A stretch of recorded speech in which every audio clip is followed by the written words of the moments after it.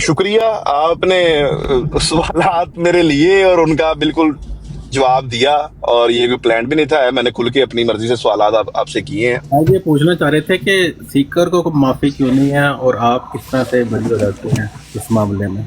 ये एक बड़ा अच्छा सवाल है, ये बहुत अच्छा सवाल है अदनान। इसका मैं जवाब इंशाल्लाह ताला मैंने इस वीकेंड के ऊपर प्रोग्राम में किया हुआ है, मैंने उसके ऊपर इसका जवाब देना है लोगों को। मेरे मैं ख्याल में अभी जो आपने वो हेडेक वाली बात की है, स्पेशली सीकर भाई के बारे में जो भी बात मैं करूँगा वो मैं इंशाल्लाह ताला अपने प्लेटफॉर्म पे बैठ के करूँगा, क्योंकि मैं नहीं चाहता कि मेरी कोई भी की हुई यहाँ पर बैठ के बात उसको एक डिफरेंट रंग दिया जाए। अगर वो यहाँ पर मौजूद हों अभी इस वक्त तो मैं उनके साथ बात भी कर सकता हूँ, ये बात का जवाब मैं उनको दे सकता हूँ, राइट। लेकिन क्योंकि वो यहाँ मौजूद नहीं है और क्योंकि फिर लोग सुनते हैं और सुन के फिर आगे बातें और तरह से पहुँचाते हैं, तो मैं नहीं चाहता कि हमारे दरमियान जो एक असूली मौक़िफ़ पे इख्तलाफ हुआ है उसको पर्सनल रंग को ही दे के पेश करे। और ज़ाहिर है कि मैं समझता हूँ कि वो भी इंसान है, तो वो भी इसको डिफरेंट तरह से परसीव कर सकते हैं। ये सवाल आपका बहुत अच्छा है, ठीक है। और इसका जवाब सिर्फ इतना है कि जब मैं असूल बनाता हूँ कोई कोशिश करता हूँ कि वो सबसे पहले अपने ऊपर इम्प्लीमेंट करूँ, ठीक है। और अभी तक मैंने अपने मुंह से किसी जगह पर भी एक दफ़ा भी ये बात नहीं की कि सीकर ने गुस्ताखी की है। मैंने ये बात अभी तक नहीं की कहीं पर भी, कोई रिकॉर्डिंग कहीं कोई नहीं की, ठीक है। मैंने सिर्फ इतना कहा है कि मेरे हुस्न ज़न को अपनी बरियत के सबूत के लिए इस्तेमाल मत करो, ये मेरे अल्फाज हैं, ठीक है।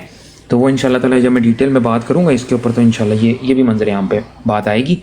लेकिन मैं समझता हूँ कि वो अच्छे अंदाज में आनी चाहिए, क्योंकि मुझे इस बात का पुख्ता यकीन है कि मैं सीकर के साथ बड़ा वक्त गुजारा है। वो एक मुसलमान है, एक खुददार इंसान है, और जो खुददार इंसान होते हैं उनके अंदर एक चीज़ होती है कि उनकी अना भी होती है, और कोई इससे आरी नहीं है, कोई इससे पाक नहीं है। हर इंसान जो होता है ना वो उसमें कुछ ना कुछ अना का मादा होता है। मैं समझता हूँ कि वो कई दफ़ा आपकी जजमेंट को क्लाउड कर देता है, तो इट वॉज अबाउट दैट।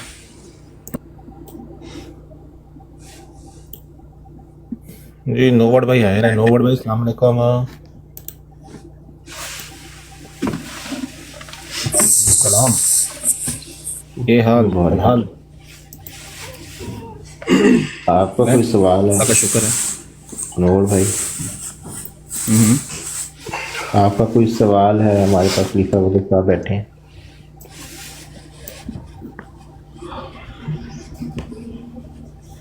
यार मेरे पास सवाल, अगर आप मुझे 1-2 मिनट देते हैं तो मैं कर लेता हूँ। 1-2 मिनट के अंदर ले यार, करें 1-2 मिनट।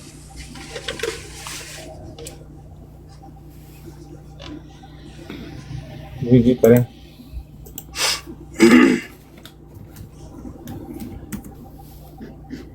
जी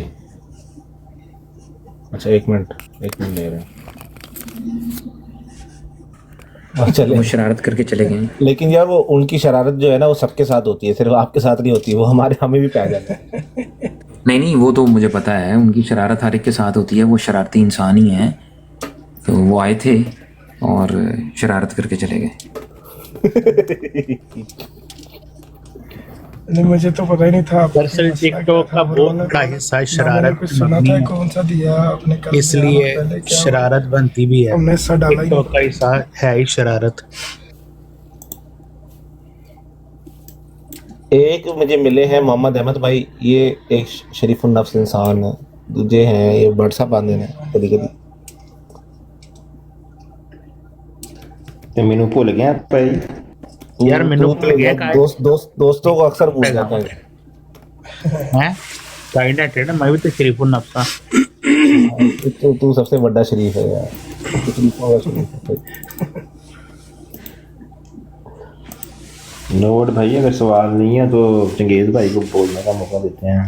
वो अली भाई को पूछ के दें, आप चंगेज भाई को बोलने का मौका दें। मैं उतनी देर में बस मैं जी उसका मतलब नो वन ने नहीं बात करनी, समझ आ मैं गया। गुस्ताखी नहीं कर सकता, वैसे प्यारे मेरे प्यारे भाई वैसे ही जाते हैं। चलो नूरजहां आ गई। सवाल ये है, जो मर्जी आप में से समझाना चाहे मुझे समझा दे, मैं इसको समझना चाहता हूँ।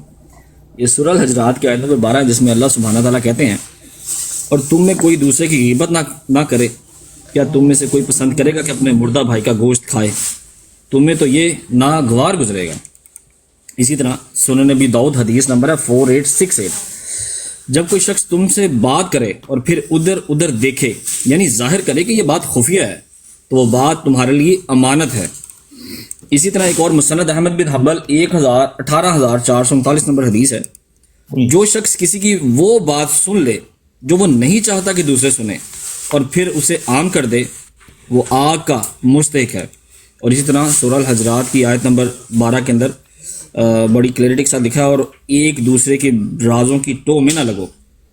तो आप में से कोई भी मुझे ज़रा समझा दे इसके बारे में कि ये क्या क्या बात है, इसमें क्या कहा जा रहा है और कैसे कहा जा रहा है। इसमें बस ये कह रहा है यार कि इमानत रखो, लेकिन इमानत कहाँ रखी जाती है यार? आसानी से रखी जाती है। काइंड ऑफ आपके सिग्नल नहीं सही आ रही, या मुझे आवाज आपकी सही नहीं आ रही? बाकियों को आपको आवाज नहीं आ रही, मुझे नहीं सबको आवाज पता। सही आ रही है मेरी? जी आ रही है, आवाज साफ आ रही है। हाँ जी, वो बस चंगेज साहब को नहीं आ रही। चंगेज साहब ने कोई खास नहीं, आप आ रही है, मैं झूठ क्यों बोलूंगा। अच्छा जनाब, इसमें तो यार नोवर्ड भाई यही कहा जा रहा है ना कि अगर कोई राजो शनास में कोई बात हुई है तो उसको राज ही रखो, बस यही है ना। इसके अलावा क्या उसमें कहा जा रहा है? लेकिन अगर यही बात अगर किसी की नुकसानदेह हो, फॉर एग्जांपल किसी के लिए नुकसानदेह हो या सोसाइटी के लिए नुकसानदेह हो, तो उसको सीक्रेट रखना सही है कि नहीं? ये इसके बारे में हदीस क्या कहती है या कुरान क्या कहता है?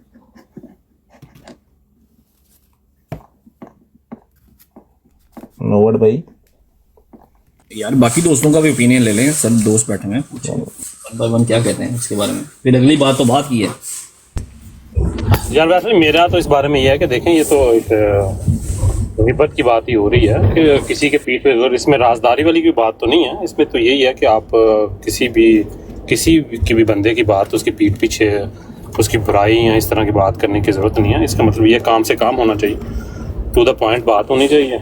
और निशान भाई, ये जो मुसन्नद अहमद बिन हंबल की है 18439 के, जो शख्स किसी की वो बात सुन ले जो वो नहीं चाहता कि दूसरे सुने और फिर उसे आम कर दे, वो आग का मुस्तहिक है। मतलब इसके बारे में क्या कहते हैं? दोबारा एक बार रिपीट कीजिएगा, मैं बताता जो हूँ, शख्स मैं किसी की आपको ये बताता जो शख्स हूँ, किसी जैसे अब एक बंदे ने शातिमियत कर दी, ठीक है, नबी पाक हज़रत मोहम्मद मुस्तफ़ा सल्लल्लाहु अलैहि वसल्लम की, चाहे वो उसने गलती से कर दी, चाहे उसके मुंह से निकल गया, चाहे कुछ भी हुआ।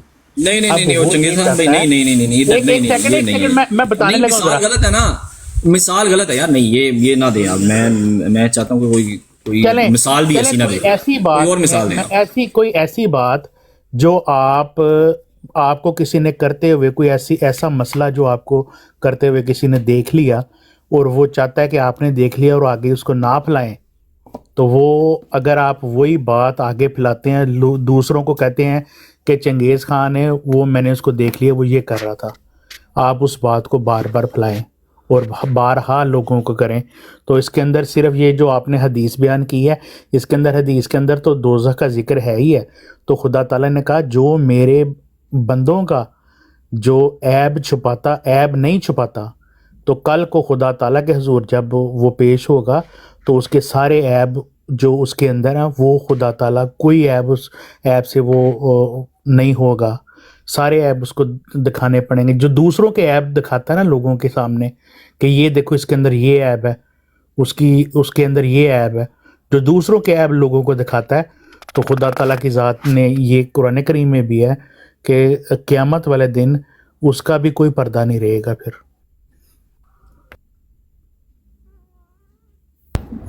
जी अच्छी बात है चंगेज़ भाई, सही आपने जो बात आपने भी की वो भी ठीक है। तो वैसे ये हदीस आप हदीस बयान कर रहे थे ना आप, जरा तो इसको जरा एक बार रिपीट कर दीजिएगा जरा। यार ये लिखा हुआ है कि जी वो शख्स किसी की वो बात सुन ले जो वो नहीं चाहता कि दूसरे सुने और फिर उसे आम कर दे, वो आग का मुस्तहिक है।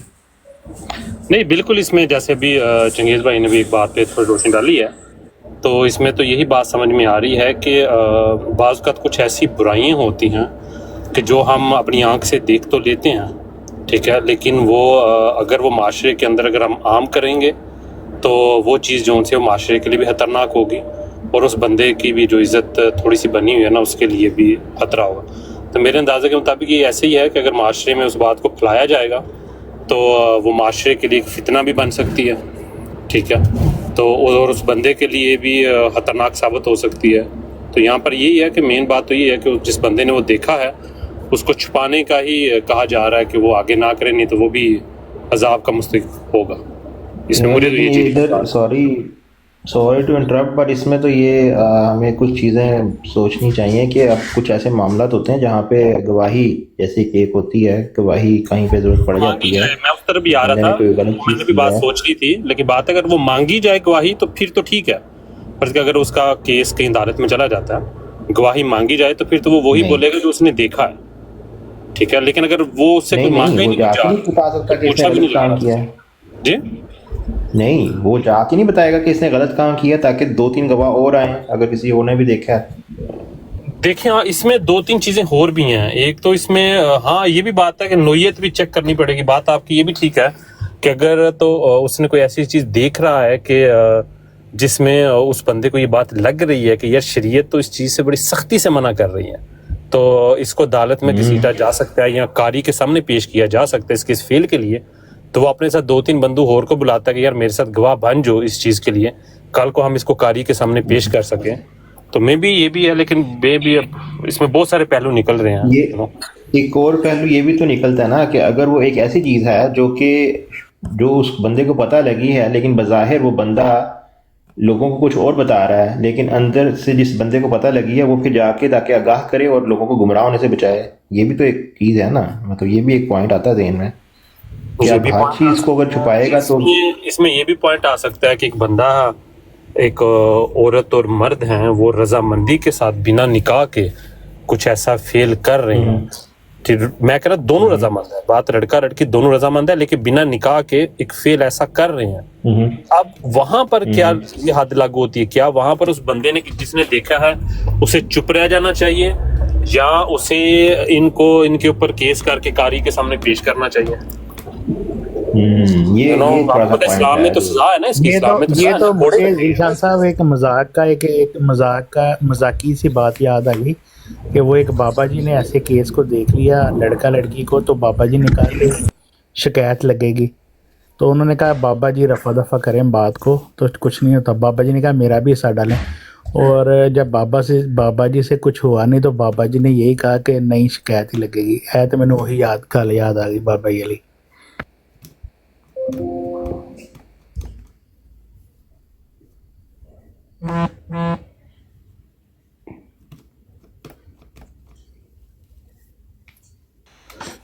बाल इसमें जो है जराइम इसके अंदर नहीं आते। अगर कोई चोरी कर रहा है, रिश्वत ले रहा है या कोई ऐसा कुछ जबरी किसी के साथ मामला कर रहा है, वो तो इस कैटेगरी में नहीं आते।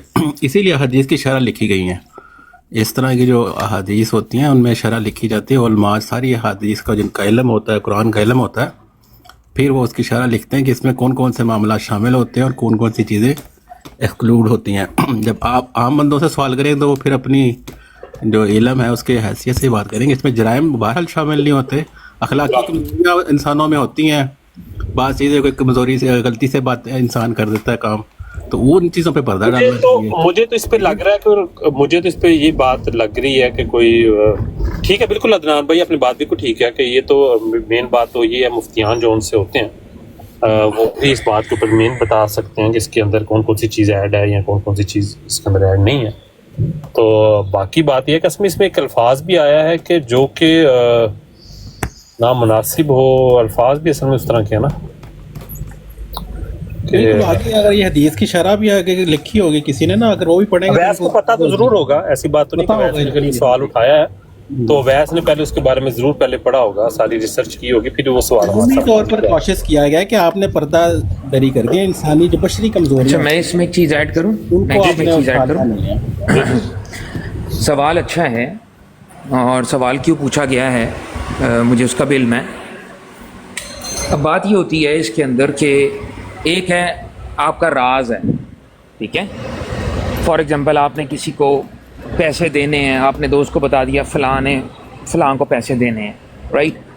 यह राज जिसका कि पर्सनल लेवल का मामला है, जिससे कि सोसाइटी के आउटसाइड का कोई बंदा जो है वो इम्पैक्ट नहीं हो रहा, तो सिचुएशन मुख्तलिफ है। लेकिन अगर एक ऐसी चीज़ है जिससे society other than those two people any third person involve है उसके अंदर, ठीक है, और सोसाइटी के अंदर उसका फितना फैला हुआ या फैलने का ख़तरा है, उस सूरत के अंदर ये बात जो है वो डिफरेंट हो जाएगी, ठीक है। और जो रसूलुल्लाह की हदीस है वो गीबत के बारे में ये है कि रसूलुल्लाह सल्लल्लाहु अलैहि वसल्लम से पूछा गया कि गीबत क्या है, बुखारी में भी है, मुस्लिम में भी मौजूद है। रसूलुल्लाह सल्लल्लाहु अलैहि वसल्लम ने फरमाया कि तुम अपने भाई के बारे में कोई ऐसी बात करो कि जो उसको नापसंद हो। या फिर सवाल हुआ, फिर साहबी ने सवाल किया कि या रसूलल्लाह क्या अगर उसमें वो ऐब पाया भी जाता हो, फिर अगर फिल वाक़या मौजूद हो? तो रसूलुल्लाह ने फरमाया अगर उसमें वो ऐब फिल वाक़या मौजूद है तो वो होगी गीबत, अगर उसमें वो फिल वाक़या ऐब मौजूद नहीं है तो वो होगा बहतान या तोहमत, ठीक है। तो ये है रसूलुल्लाह सल्लल्लाहु अलैहि वसल्लम की पूरी हदीस। अब इसके अंदर जो आगे जहाँ से एक और भी वाक़या है जिससे एक और हदीस से इस्तिदलाल लिया जा सकता है, वो ये है कि एक दफ़ा रसूलुल्लाह सल्लल्लाहु अलैहि वसल्लम के बारे में अब्दुल्ला बिन उबई ने अपने क्लोज सर्कल में बैठ के, उसका बेटा भी बैठा हुआ था वहाँ पर, उसने बात की थी रसूलुल्लाह के ख़िलाफ़, ठीक है। सूरह तौबा के अंदर उसका ज़िक्र भी आता है, पहले 2-3 रुकू में आता है, और वो अल्फाज इस तरह से थे कि जब हम इज़्ज़त वाले मदीना वापस जाएंगे तो वहाँ से हम जो है ना वो निकाल देंगे, ठीक है। तो ये उसने बेसिकली कनाया किया था रसूलुल्लाह सल्लल्लाहु अलैहि वसल्लम और असहाबे रसूल की तरफ। अब उस महफिल में बैठा हुआ एक शख्स जो कि गालिबन उसका अपना सगा बेटा था, उसने जाके ये बात रसूलुल्लाह को बता दी। जब रसूलुल्लाह को ये बात बता दी, रसूलुल्लाह ने बुलाया, पूछा गया तो वो बंदा मुकर गया कि नहीं मैंने ऐसी कोई बात नहीं की। अल्लाह ताला ने कुरान में आयत उतार दी, ठीक है जी, ताकि वो जो सहाबी जिसने रसूलुल्लाह तक वो पैगाम पहुंचाया था उसके बारे में कोई ये ना सोचे कि उसने यहाँ पर गीबत की है, ठीक है। अल्लाह के बंदो, अल्लाह से डरो। क्या तुम जाहिलियत के नारे लगा रहे हो जबकि मैं तुम्हारे दरमियान मौजूद हूँ? रसूलुल्लाह, ये एक वाक़या है बड़ा मशहूर है। Some parties are from Jamaat Ahmadiyya and some parties are from our side, from Muslim side, and they both want to defend their own beliefs. And how it's possible like that? From one side, I never care about that. What's from the other side? I'm talking about only from one side. To be honest, मुझे सवाल ही समझ नहीं आया, इतनी detail आपने डाल दी है। समझ आ रही नोबर्ट भाई, क्या हो गया? क्या कहना क्या चाहते हैं? दरअसल तहमीद मानने की ज़रूरत नहीं है वैस भाई, आप दो टोक बात करें। आप ये भी चाह रहे हैं कि ना मेरे से अहमदी जो है वो जो है नाराज़ हो, ना मुसलमान मेरे आपके जो भाई हैं वो नाराज़ हो ना।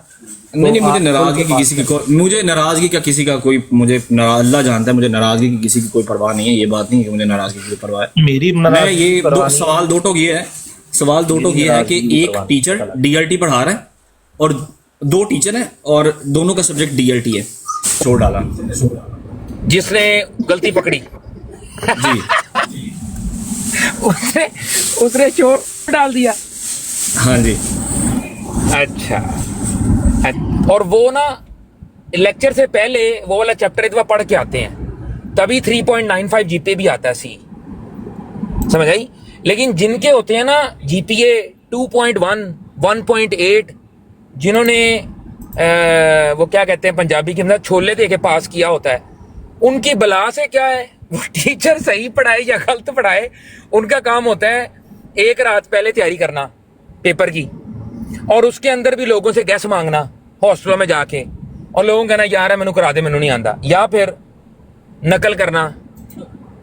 उनकी तो वैसे भी राय अहमियत रखती नहीं है, ठीक है। लेकिन ये काम ना टीचर का नहीं है, ये काम है कि अगर फॉर एग्जांपल उसने शोर डाला है और बच्चों तक बात पहुंच गई है, तो फिर बात आती है प्रिंसिपल के पास जिसने उनको भर्ती किया हुआ है, वो फिर इसके अंदर आके तो बात करवाता है। तो स्कूल की एग्जांपल में तो यही मेरे भाई निकलता है।